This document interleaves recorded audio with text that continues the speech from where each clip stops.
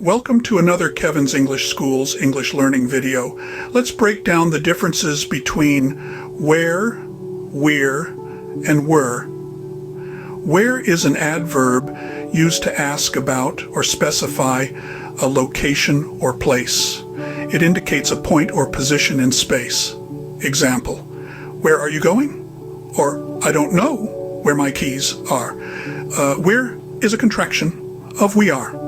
It's used to indicate the present tense of the verb to be, are, when referring to a group of people or things. Example, we're going to the movies tonight. This means we are going to the movies tonight. Where is the past tense of the verb to be.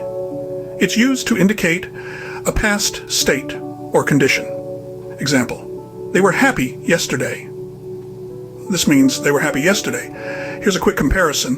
Where asks about or specifies a location.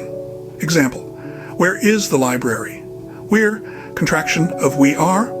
Example, we're going to the park. We're, past tense of to be. Example, they were at the party last night.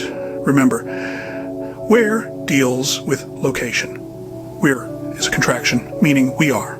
Were is the past tense form of to be. Understanding these differences can help in proper usage and comprehension in writing and speaking.